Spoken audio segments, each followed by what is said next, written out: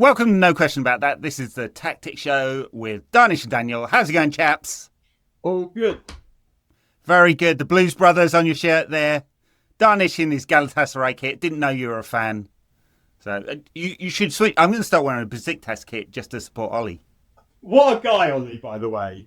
I mean, God bless that guy. I mean, I know Sancho was too idle to accept it, but good on Ollie for trying to giving it a shot. Make amends for fucking us over with Sancho by supping him back. I mean, big up Ollie for that. That guy loves Manchester United, and I admire that in a person. I would love there to be a fly on the wall at conversation where he's actually doing it just to be, red agent and support United. So, because why the fuck would anyone take that guy? Anyway, we're not talking about Sancho. Always the company man, Ollie. Always the company man. Take one for the team. Love him. Like buying Ahmad, who I'm sure we'll talk about later. Buying Ahmad was one of those ultimate company man activities. Mate, you don't have a midfield.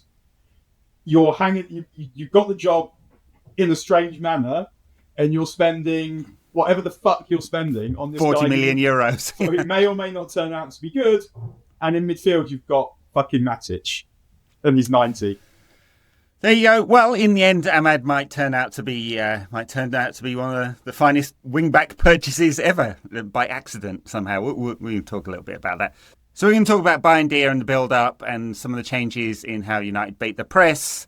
Talk about pressing from the front, which was quite aggressive, I thought, and it dropped off, but pretty good. Talk about United's forwards, what was good, what was bad, like there wasn't any in the box, and a little bit, maybe if we have time, Bruno, Casemiro in midfield. There's a lot to break down here, I thought. All right, so, I mean, the big topic of conversation, which was mad, really, because United actually played pretty well. But after the game, it was impossible not to just talk about Bayern because he was the man what lost it for United. But the interesting thing in the press or the baiting of the press and the build-up was a bit of a change. So, I mean, Dharnish, go through your observations. One of the things that struck me first when I saw this was just how wide United's two wide central centre-backs were. Try clear out the spaces, Amorim calls it. So what were your first impressions of that? I mean, watching the game back today, it's weird coming off of a match like that where I have loads of optimism and I was actually really, really happy. I was really happy with almost everything that they did, apart from obviously putting the ball in the net, which is what you have to do to win football matches. But the rest of it was good. Oh, all right, Mikel Arteta. Hashtag LinkedIn. Is that it? What? For me. Your KPI for today. I mean, Bayern, obviously he's the reason that they lost the match because he committed a horrible goalkeeping error. But then what United did in terms of this Amorim style of football is very much what we're going to see throughout games through the season, and what we saw last season is there's going to be a lot of players in Man United's half trying to press them. There's going to be a lot of players in Man United's half, either on the left or the right. There's going to be a cluster of them in one zone. So what Man United have to do is use that to their advantage, cut through it. They did. Mm-hmm. They did that brilliantly. Bayern on multiple different occasions, either found Mason Mount or he found Bruno, cut through Arsenal. Bruno would turn, Mason Mount would turn, go long to Mbeumo. Hey presto, Man United were in Arsenal's half.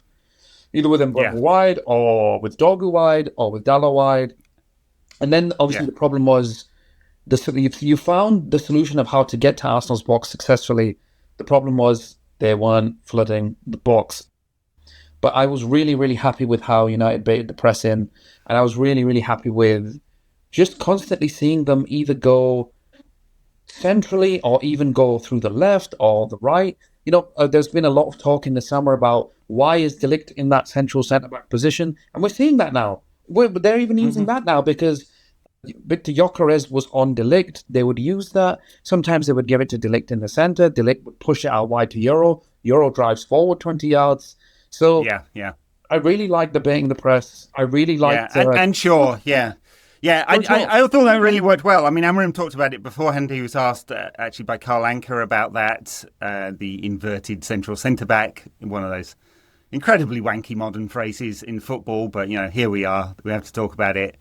and why they do that. And he talked about clearing the space out. And what he really meant was like, this is how you build up. And I guess I'm looking at it going, why isn't that a midfielder doing that? Why isn't the midfielder who's much more comfortable on the half turn and can move the ball forward quickly doing that?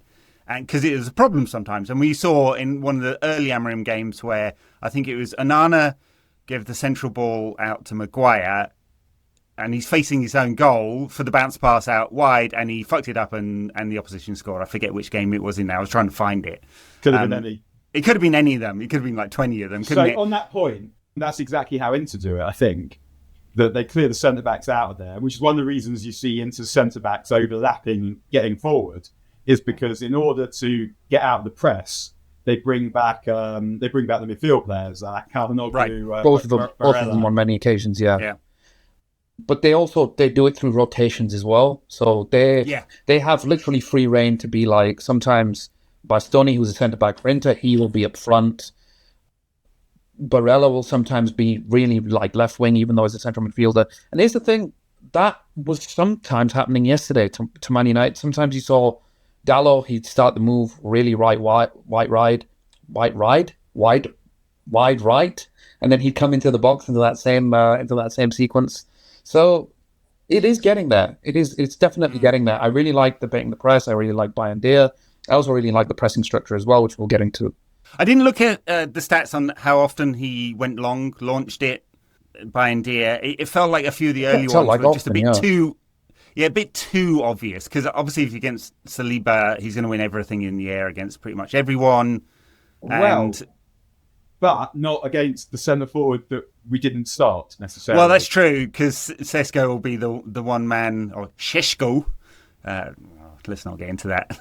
Will be the Šeško will be the one the one man who would maybe bully him in the air, and we didn't use him, of course. But yeah, I agree generally. I thought the build up was it felt less risky because we weren't being caught out. Right, they were successfully. Some of it was simple. It's the simple bait, pass, move, go. Right. Bruno seemed to do that well. Later in the game, he was the man coming deep. And playing the quarterback to collect the ball. It's a shame when he's so far 60 yards away from goal, because we know how dangerous he is.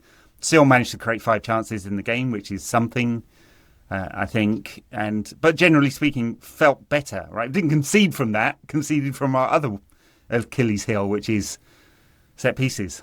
I also want to comment on the fact that, you said Saliba is going to win the ball in the air more times than our forwards.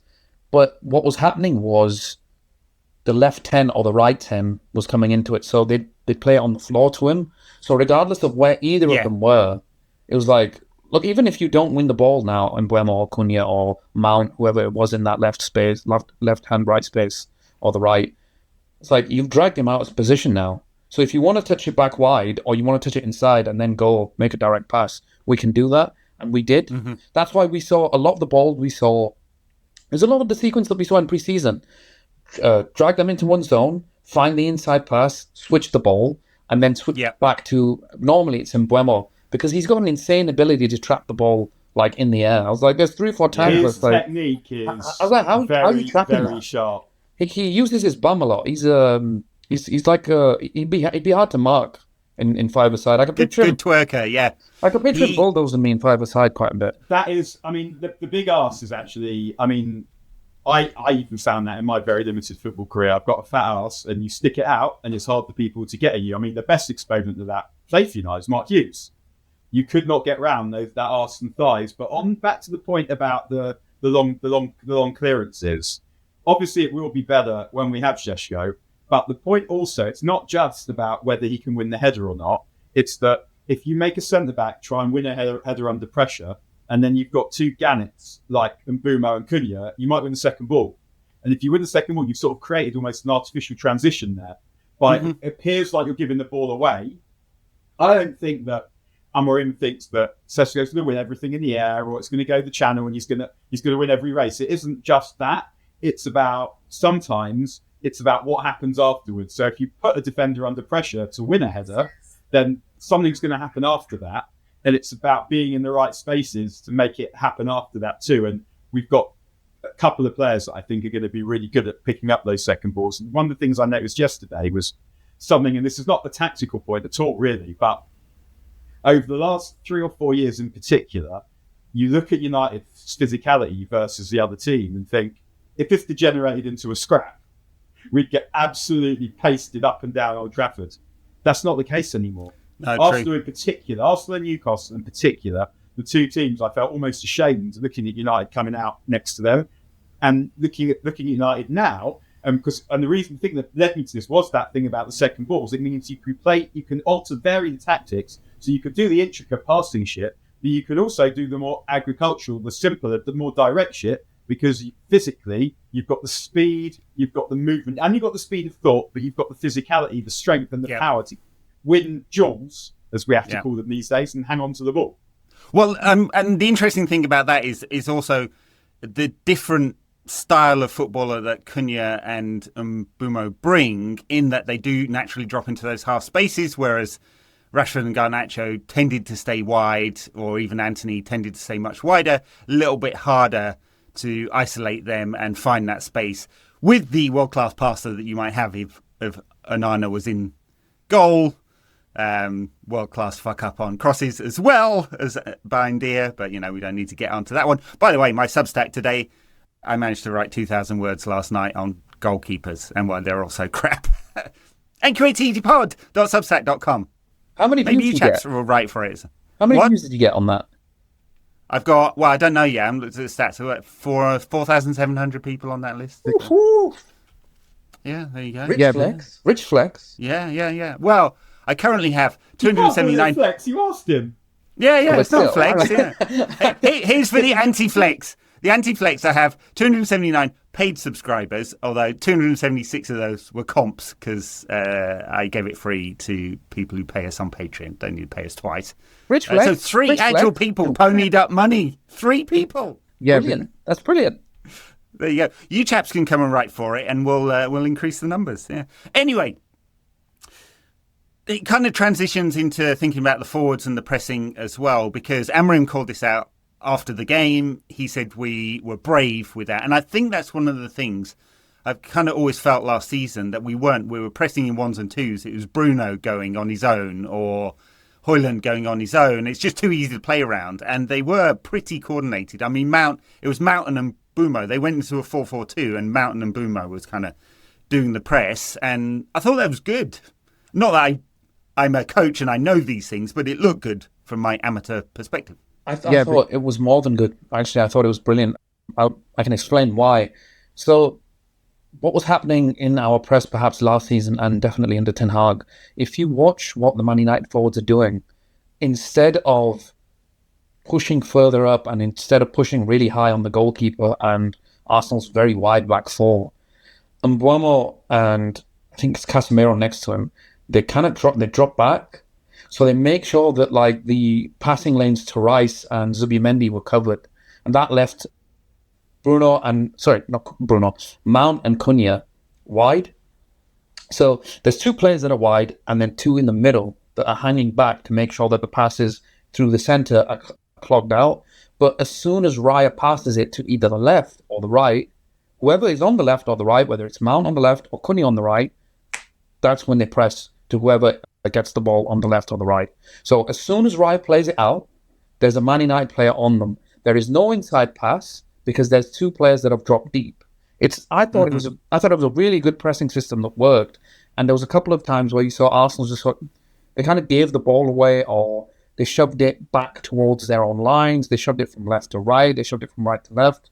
And what happens in this press is, even if you don't have players who are aggressive in the press, you hurry the opposition into making a pass, or to quickly try and funnel the ball in from defence into attack. When that doesn't happen because there's players in the right position, or particularly on Mason Mount's side, because I think he's Man United's best presser, you can squirm the ball out. I want to see, and I need to see, Man United do this to every single team in the league. I don't care who, apart from maybe Liverpool or a very quick transition team. If you do this to the bottom half of the Premier League, I'm telling you, they will turn the ball over within a second. Yeah. In that half. And on that point, something that I found really encouraging about all of this is that if United produce the level that they produced yesterday against almost every team in the league, they'll win. And United have got levels to get to way, way beyond that. They've got Mbeumo and Cunha to settle. They've got the team to gel. They've got Šeško to come in. They can play a lot, and they will play a lot better than they played yesterday. And even yesterday, they hit a level at which I think they're probably physically a little bit ahead of Arsenal. They're fitter than Arsenal. They look fitter. So we have to bear that in mind. But it doesn't look like this season's Arsenal should be loads better than what this season's United, really. No. And that feels like massive steps forward taken, partly just with the players we bought, because what we say about tactics, talent will always be the main thing. It feels like they've bought well, but they bought the players who have the intelligence to understand what the manager wants from them. And the manager appears to have done a pretty good job of communicating that over summer. Yeah, I mean, I guess the challenge while we're still on the forwards was 22 shots, 1.3 XG or whatever it was. All really low value, didn't create enough good ones. On the counter of that, Arsenal made less than 0.3 XG from open play. I mean, they didn't create anything. They were so crap. What? No, I know fewer. Fewer. What did he say? Did he say Rich Flex? Did he say Rich Flex? No. Does that mean? No. He was trying to flex his language flex because I said less rather than fewer. It's only that one. I don't know. Like I'm really obsessed with less than fewer. It's not like mostly I get that one right. Occasionally Dan will call me on. So I got corrected a lot as a kid. But it's just. I mean, I once was in synagogue and the rabbi said less when he meant fewer, and I couldn't help it, so I corrected. You stood up. I object. I didn't stand up, but I did say fewer in a voice, in my outdoors voice.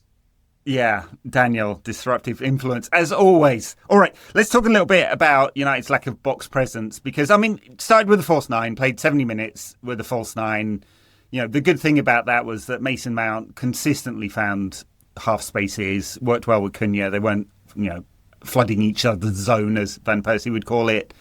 But when United did get into those forward positions, there was just no one in the box, ever, right? So they weren't pushing enough players in there, but we didn't have a striker. How if United are going to do this, and I don't suspect they'll do it very often this season, how do you make that work, right? Rather than having 6 midfielders and no strikers. I mean, it's one of the problems that I saw with this was because of the fact that there are so many players in build-up, right? There's probably 5 players in build-up if you're dropping your fullbacks back. There's 2 midfielders and there's 1 left 10 or right 10. That's like most of the team. That's So that's like, well, you're spending so much time doing the build-up, which is nice because I know why you're doing it. But that means that when you get the ball into Arsenal's half, you're going to find a very lonely fullback. So whoever has been made part of the build-up and has done it successfully, you've got to make that dash into the penalty area or the edge of the penalty area. I would like that to be Bruno Fernandes. Me personally, I think all United fans would like that to be Bruno Fernandes. Or what you do then is you make sure one of the fullbacks is really, really high, like really high, and you make sure you pin whoever is the back four or the defender. I don't care who they are, just make sure they're as high as possible so there is a fullback. Ahmed did that. When Ahmed came on, he did that. It changed when Ahmed came on, I agree. But I also agree with what Dharnish was saying, that I think the lack of box presence wasn't just, or maybe even at all, because Mason Mount was playing as a false nine. It's because the formation, it's a problem with this formation. And something that they have to solve is how do you get built through midfield, and then have enough men at the other end, because obviously you're trying to create overloads in build-up so that you can move the ball about and find your angles and get it forward. But then the problem with that is because you've created your overloads, you're underloaded with the bit at the business end. Yeah. And Šeško will make a difference to that because he's not going to come too deep, I don't think, and he has a goal scorer's instinct, so I imagine he'll be getting told what to do as well. But one of the things, and it was characteristic of Fergie's teams, is bare men in the box. One of the things Amorim said about Šeško is he said, I think I'm right in saying he said he does too much work. And I read that to mean that he doesn't want him to do the RB Leipzig thing that he was doing last season, coming deep and And that was a Leipzig thing where they were playing Aluso Penda up front and Sesko a bit deeper. He won't do that at United. He wants him in the box, clearly. Running channels in the box, knockdowns, second balls, playing it out into the half spaces, all of that kind of stuff that you want a real number 9 to do. And that will make a big difference. Didn't really against Arsenal, but... it was hard to judge. There was little time. Yeah. But I'd agree with that, because I would like for him to pin defenses as much as possible. But if you're going to do this, and I think my friend texted me during the game, he was like, it's going really well. There's just no one. Is that a flex? You've got a friend? Is that flex? Is that flex? No. Dharnish, no box presence, but he's got a friend. He said to me, there's just nobody up there. So if you're going to do that, what you could do instead is also, if players are late getting to the box or the edge of the penalty area, you can crowd maybe the edge of the box or the edge of the penalty area and just do lots of cutbacks. Mm-hmm. What we know, Amorim likes cutbacks, but I don't think he wants cutbacks to the edge. Of course, but we're just spitballing at the minute, though. 6-yard box. And the reason why I'm saying that is because it suggests to me that his game model is not what we saw yesterday in that aspect. It's that he wants men around the second 6-yard box area. It's just a matter of working out how to get them there given that the way that his formation and his build-up's going to work is not going to be quite the same way that it worked with Sporting, because the league's different, the opposition different, so the players that he's got a bit different too. So I don't think I'm overly worried, especially because also United were playing Arsenal. We know from the team that he picked that he was a bit worried about getting caught by Arsenal, because Dallow's not going to play right wing back every game, for example. He picked him because he was worried about the opposition. Yeah, and it felt a little bit conservative as a result. But United did dominate the ball, so that was the counter to that. I'm not criticising the decision, although I hated it at the beginning. Yeah.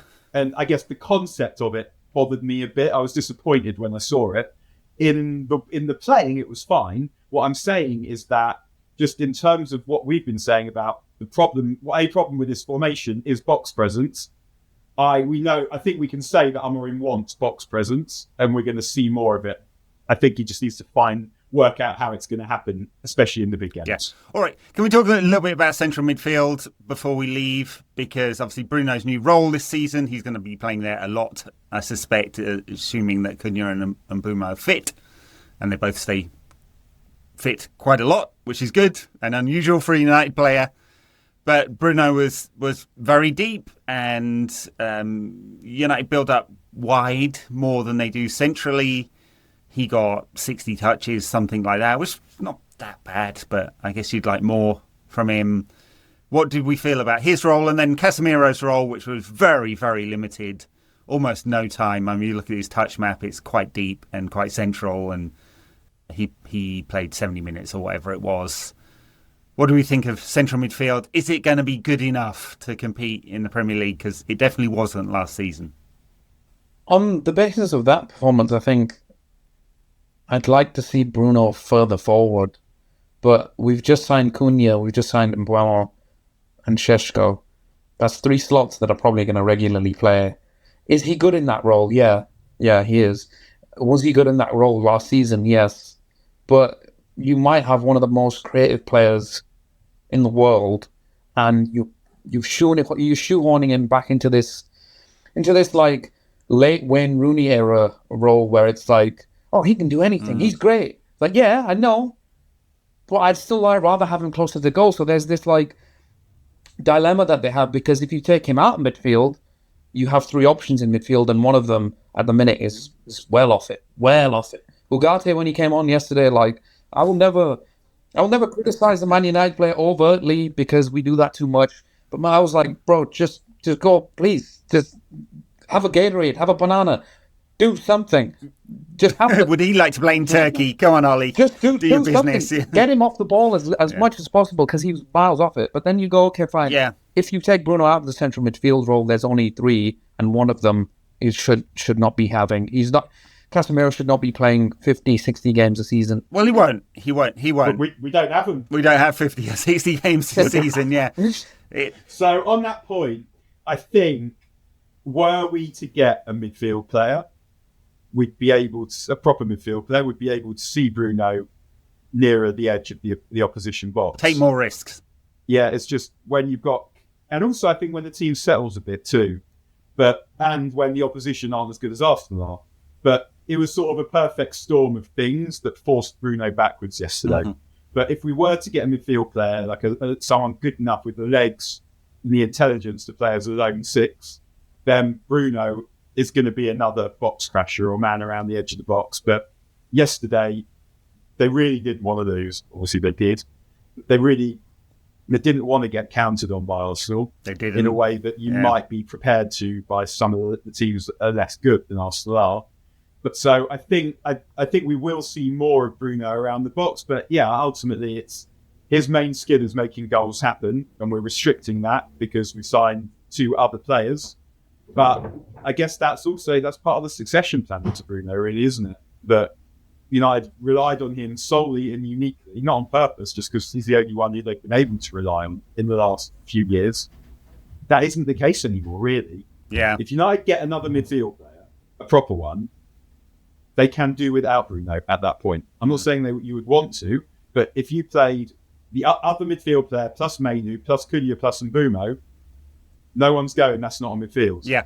What does this mean for Kobbie Mainoo? Because, I mean, if you push Bruno further forward and he played as, if for example, he'd played as the false 9 rather than Mason Mount, and there's reasons why Mount was in that role, especially around the pressing and the pressing trigger, but imagine that happened, does Kobbie Mainoo succeed in that role alongside Ugarte or Casemiro? And if not, what the hell are we doing? One of the best academy products coming out for the last 10 years, and we can't find a role in the team for him at all, in any role. It's a bit of a concern. Yeah.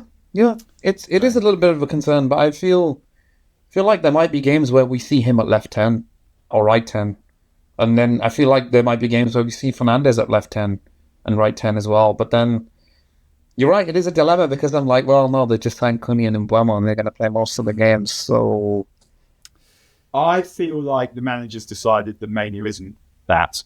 I feel like we're much more likely to see him as one of the pivot players. And his best hope, I think, let's say Amorim succeeds at United or stays at least, does well enough to see out, say, 3 years. Mainoo's best chance is to get as fit and as fast as he can. And then in a year, when Bruno's starting to get on a bit more, is to be the guy who plays next to whoever the other guy is, to take Bruno's place. You sign a 6, and he's the attacking 8. Yeah, that's his best hope is of learning that role and playing that role. If Amorim stays, if Amorim goes, and the next guy will come in and play 4-3-3, he'll be fine. Yeah, but if not, then the only way he's getting into this team is as Bruno's successor as the midfield 8. No, I agree with that, and the problem is, of course, I would. It's very hard to suggest, as some people have done, that you sell Mainoo to fund another midfielder, because I don't think we can trust that Amorim will be here. I hope he is. I think there's a lot to like about him, but he's lost half of his games, literally half, right? That he's the only United manager in history that has managed to lose that many games and keep his job. And you just can't say if it continued. If for example, United lost 7 of the first 10 that are really difficult, the pressure will be unbelievably high. And so it would be mad to sell Mainoo on that basis. If we get that a year down the line and Amorim succeeds and has said, hey, I just can't find a role for this guy in the team, even then I would be on the barricades protesting against it. But you can make a logical argument. Right now, you just can't. I think there'll be games where we see lots of Mainoo minutes, to be honest. Yeah, I'm sure. And he said, didn't he? He said there's big things planned. There's gonna be lots of Mainoo minutes. I hope. I looked at the game for I don't know, where are we in the rewatch? 85 minutes? There's 5 minutes left. So many attacks were broken up by Casemiro. So I know you said that he didn't have many touches.